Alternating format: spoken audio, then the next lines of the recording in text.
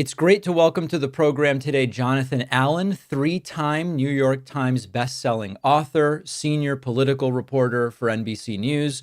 His new book, written with Amy Parnes, is called Fight: Inside the Wildest Battle for the White House. It's so great to have you on. The book is, of course, fascinating. I want to pick somewhere to start. We could kind of start anywhere, and I want to start somewhere that's been of interest to me to see sort of what insights you might have. A year ago, 13 months. Kamala Harris wasn't just a weak candidate, she was set up to fail. And according to this insider interview, Barack Obama saw it coming the whole time. But here's the kicker. While insiders knew she would lose to Trump, they lied to the public, the donors, and even to Kamala herself. This wasn't just a failed campaign, it was a scripted disaster. Let's break it down. Months ago, I went to the White House on the day of Joe Biden's State of the Union address, met with Kamala Harris in a small group. At the time, she was, of course, not the Democratic nominee for president. I was impressed with her. I found her able to talk about disparate issues. She was engaging. She was a very different Kamala Harris than what I had seen portrayed in interviews up until that point. That Kamala Harris, I believe, was there the first 12 to 15 days of her nomineeship. And I, from the outside, perceived that something happened after that point. They stopped doing the "these guys are weird" stuff. The same speech seemingly was being given every day, multiple times a day. It felt as though the air was just kind of let out of her campaign. I know we're starting kind of in the middle here. Is there something that was happening behind the scenes that explains why it seemed so different from the outside all of a sudden at that point? So, look, throughout this book, we've got sort of storytelling, I think, new revelations. And one of them is the degree to which President Biden really handcuffed Vice President Harris. And really sort of from the beginning, but there were points along the way where you could see that, sort of really take hold. And it wasn't just him. It was the campaign leadership that didn't change. She gets in there. She's got 107 days. She decides to leave the campaign leadership. Jen O'Malley Dillon, the campaign manager, in place. Jen O'Malley Dillon has her lieutenants. They were running a race for Joe Biden that was on track to lose. That was not focused on change. Most of the American public thought the country was on the wrong track. So, and when I say most of, I don't mean 51 or 55%. I'm talking about like 2/3 to 3/4 of the country thought we were on the wrong track.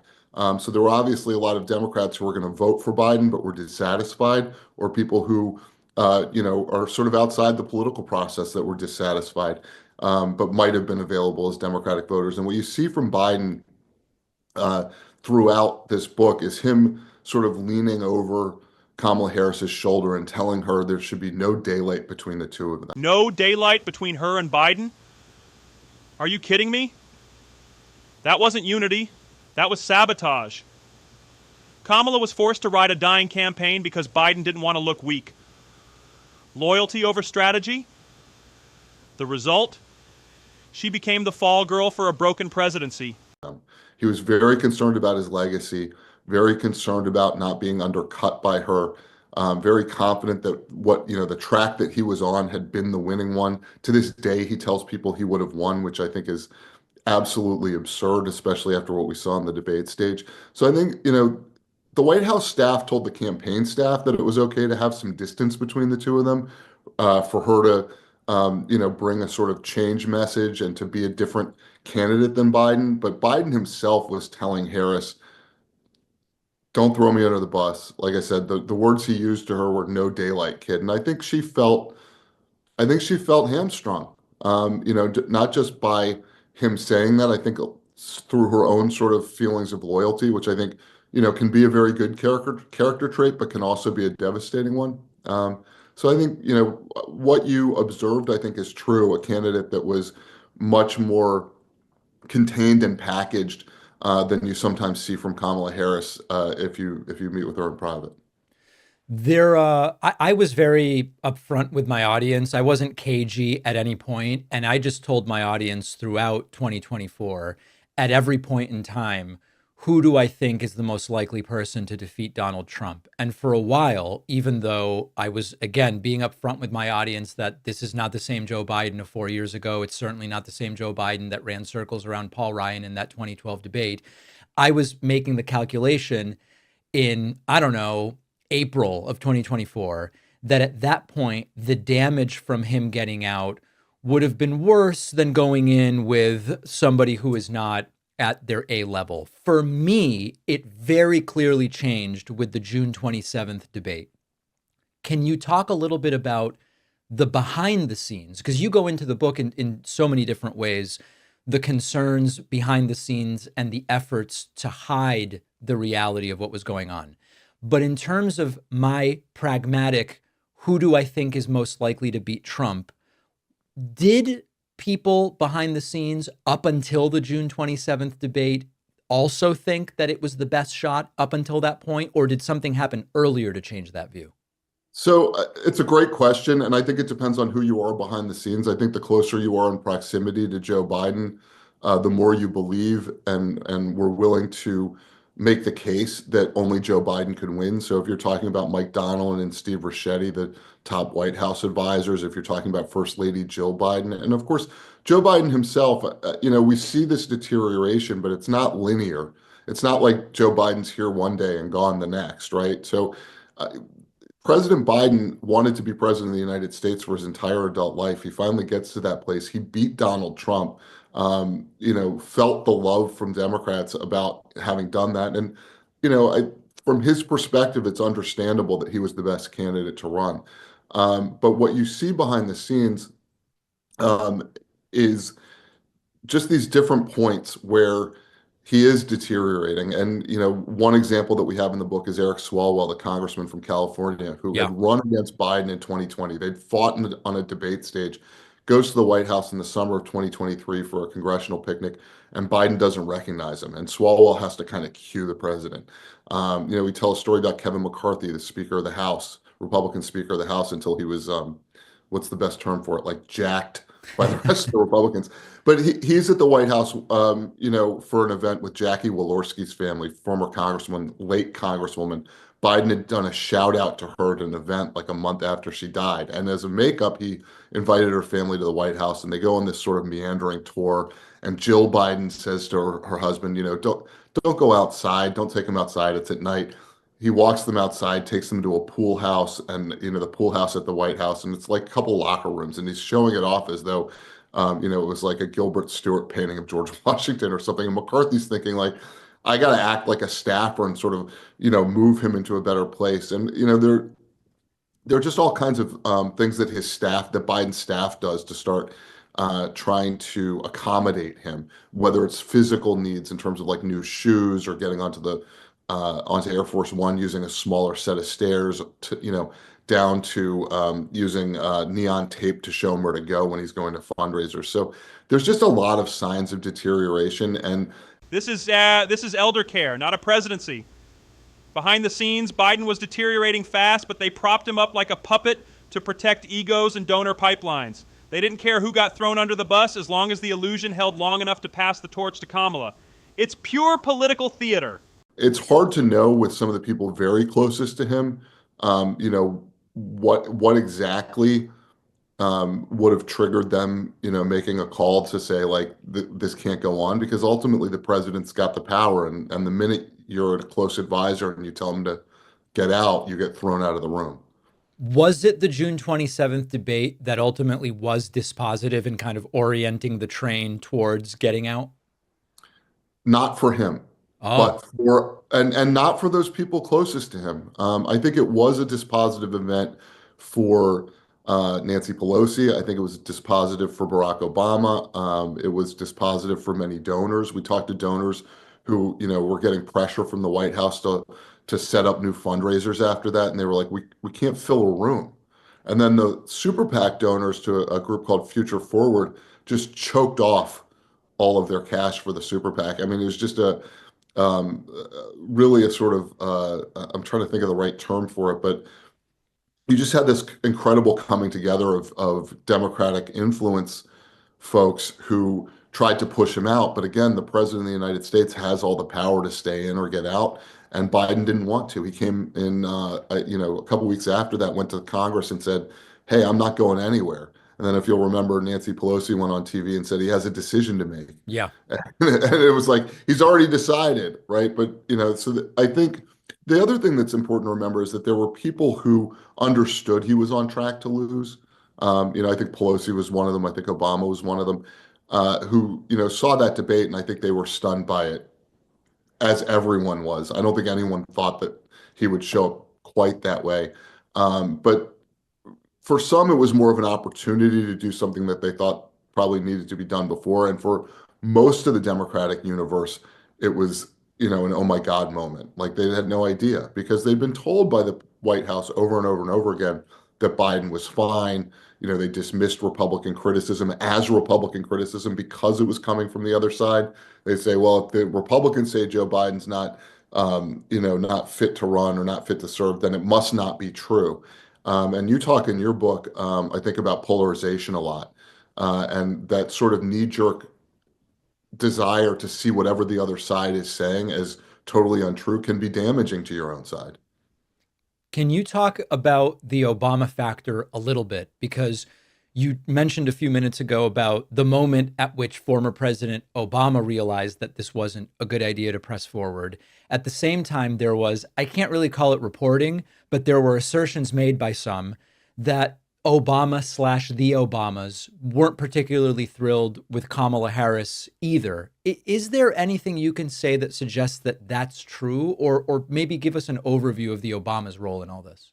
Sure. I mean, according to the sources we've spoken to, the Obamas, let me just speak to Barack Obama because Yeah. I'm much more reporting on him than Michelle Obama. And it's too easy to group people together. But, for Barack Obama, according to the sources we spoke to, he never thought Kamala Harris was the right answer. Hmm.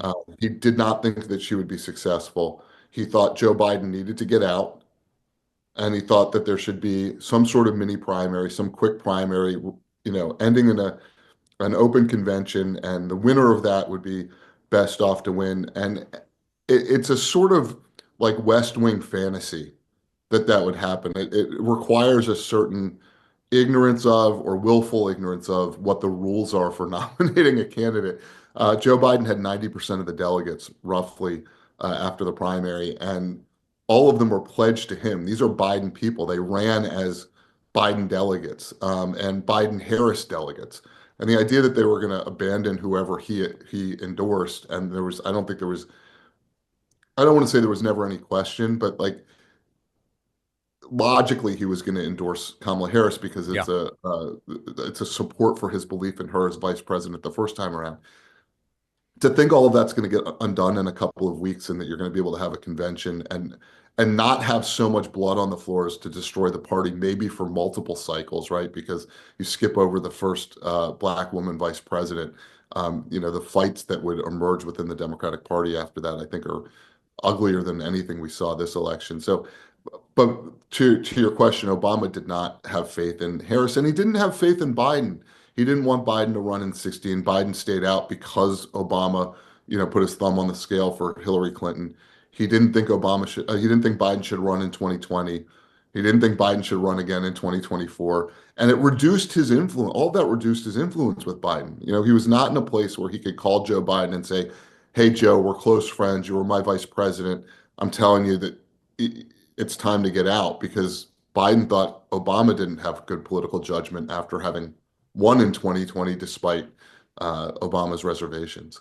Can you talk a little bit about what was going on within the Trump campaign as all of this happened? Because prior to the June 27th debate, Trump had been doing the Biden dementia stuff at rallies.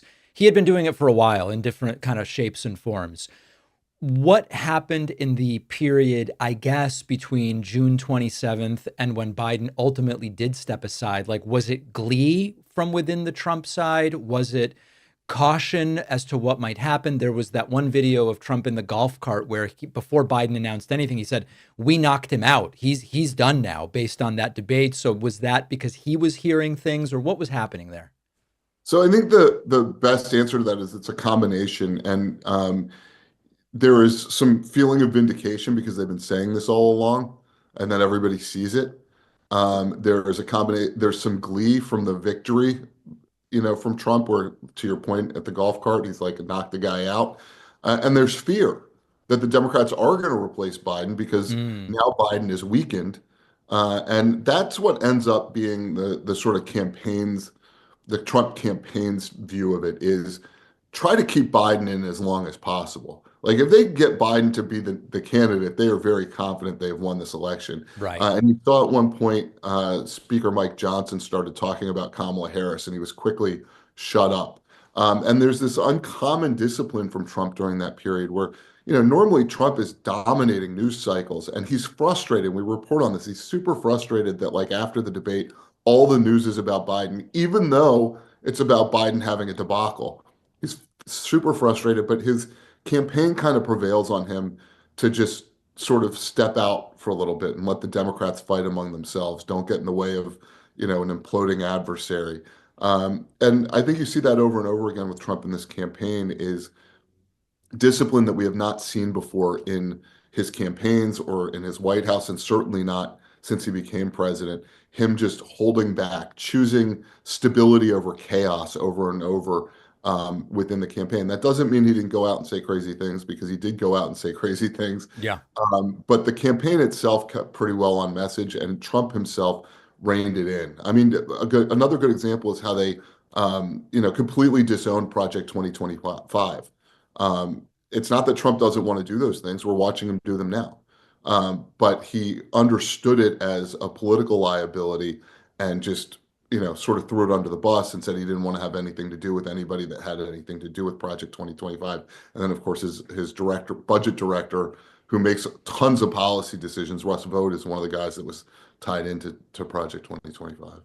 Few other things I want to ask you about. In the period between June 27th and when Biden ultimately announced he was stepping aside, I started saying to my audience, I do not believe this is recoverable. I believe we have now kind of gone past the tipping point where Biden is going to have to get out. And the question is when, and the question is what sort of happens in the immediate aftermath. And there were people in my audience who acknowledged that. And there were some people who got very, very angry and said, David, the fact that you're even talking about this is part of the problem. We're going to lose if we start talking like that, et cetera. And my point was, I think Biden's going to lose if he stays in. After Biden got out, and I started looking at swing state polling. And there was a period of time there, late September, October, first half of October, where in every swing state poll, the key 7 swing states, Trump was winning every single one. And I went to my audience and I said, listen, we start with the 2020 map and what it took for Biden to win. And then we just look at all of these key states. And we now have to believe every single one of these polls is wrong. And actually, Biden is winning at least 4 or 5 of these 7 states. And I heard from a very loud portion of my audience who said, David, we don't need negativity right now, et cetera. My view was, I want to be honest. And number 2, hearing that your candidate might lose, and I'm sorry, it's Harris at that point. I think I misspoke and said Biden. At this point, it's Kamala Harris who was down in those 7 states. My view was it should motivate us to hear that Trump may win. That, in my world, encourages people to say, I don't want that to happen. Maybe I wasn't going to vote. Now I'm going to. But there was a contingent that simply didn't want to hear it. Was there anything analogous going on behind the scenes with regard to polling in those sort of 6 final weeks? I mean, yes, absolutely. Let me go back to that for a second because, and this ties back into the book behind your shoulder there, your bestseller, and congratulations on that. Thank you. I've been listening to it on audiobook, and it's fantastic. Look, part of the problem for the Democratic Party was that there was such dishonesty or such a unwillingness of powers within the party, the consultant class, the fundraising class, elements of the media that are aligned with the Democratic Party to level with people about where things stood. As Mm, far back as before the debate, when Biden was clearly behind, um, you know, the numbers are small because we are so evenly divided and polarized, but it was pretty static for a long period of time with Trump in the lead. And I think that, your honesty with your audience, even though some people don't want to hear it, is important. It's important to be able to say, look, the party's telling you this, but it's not right. Um, for your case, you're trying to motivate voters. I'm a journalist. I like honesty. But I think, what you saw in the campaign, on the Harris campaign, is they kind of hit a ceiling. She was rising and rising. She recovered what Biden had lost. She got Yes. past the point where Biden was. And they got into, what I would call like a virtual tie with Trump. Like, so if you ask her people, I would say, as late as early October, her internal polling showed her winning uh, a majority of the electoral votes. And then around October, I think October 10th was the last internal poll that I saw that had her doing that. And we reveal that for the first time in this book. Um, what I think happens at that point, you also get, by the way, on the other side, fascinating. We report on this with Trump. He's getting super frustrated with his campaign because he has backed off. He has let the fight play out on the Democratic side. Harris is rising. His polling shows basically a dead even tie at that Mm. point. And he brings in Corey Lewandowski, this former campaign manager who does not have the ability to run a national political campaign, but brings him in, sends him down to Palm Beach to like look at what's going on with the campaign. And Corey reports back that there's mismanagement of the finances and stuff. And Susie Wiles, the campaign manager, and Chris Lasavita, another senior advisor, go to Trump and they get him on Trump Force One to basically shut Lewandowski down. And that's one of the more dramatic scenes in the book dealing with Trump, is him shutting Lewandowski down. And again, choosing calm over chaos. But with the Harris folks, they continued to tell everyone that they were going to win. When their polling stopped showing that, we reveal for the first time in the book, um, the last assessment they had before election day had Trump winning. This is the gaslight of the decade. Internals showed Trump was ahead, but Kamala was still told she'd win. Donors kept giving, voters kept hoping, and media kept spinning. The betrayal wasn't election night, it was the entire setup. Obama knew, the DNC knew, Kamala didn't stand a chance. It was narrow, but they had Trump winning. And yet they told everybody else that she was going to win. David Plouffe was out on television saying that she was going to win all 7 swing states. Yeah. They told her that she was poised to win. She was surprised on election night, shocked, crestfallen, heartbroken. Like you can see in this book, I think, through her eyes what so many Democrats were feeling, which is that they'd basically been gaslit by their leadership. And I think that's important for Democrats going forward, and maybe in the future for Republicans when they're going through similar things. It's important because you've got to be able to assess like who's telling you the truth, in order to at least know what you have to do to win. And I just think that it's it's shocking and it's saddening that a candidate is so certain of victory, because they've been told things that aren't true, or they've been led to believe things that aren't true. Last thing I want to ask you about, this doesn't have to be a long thing necessarily. I realized that Harris was going to lose at about 7:05 Eastern on election night. And what I looked at was we had numbers from Kentucky and Indiana, and I simply compared Trump's margin of victory in those states in 2020 to what it very clearly was with a lot of the vote coming in quickly in 2024. I don't remember the exact numbers, but it was like states he won by 6 or 7, he was winning by like 20 or something. It was crazy. It was just crazy. And because the margins were so small in the swing states, that alone to me said, this is probably over. When did the campaigns start to realize what was going on? I mean, start to realize, I think it's a different metric for everybody, but I will tell you this, with all the data they have, they can compare, the suburbs of Indianapolis and their voting trends to like what's going on in Georgia, right? Like there's such an affinity, I guess, between voters in various places that like they've got these huge models, they plug in numbers, they should be getting this. I mean, look, they're looking at numbers in Georgia and North Carolina, and they know that if the same thing is going on in Pennsylvania and Michigan and Wisconsin, that this is, that this race is over, but they're not sure till they actually see the votes. And so I think it takes a little bit longer. And, we go through election night in detail in the book. Harris isn't told until late at night, 11 p.m. ish, that it's over. And you know, I was looking at Georgia precincts myself, so you Hmm. were a little ahead of me in terms of when you made your calculation, but I was looking at Georgia precincts coming in, and I was like, I don't see her coming back to win, given Yeah. just the shift. This isn't about Kamala being a bad candidate. It's about how elite Democrats weaponize silence, loyalty, and identity to cover their own failures. Kamala was a placeholder, never the plan, and when the whole thing collapsed, they blamed her. If you're tired of being manipulated by both parties, subscribe right now. Drop "they knew" in the comments if you're done believing the hype. Stay angry, stay sharp, and never forget, they'll lie straight to your face and smile while doing it. Peace out.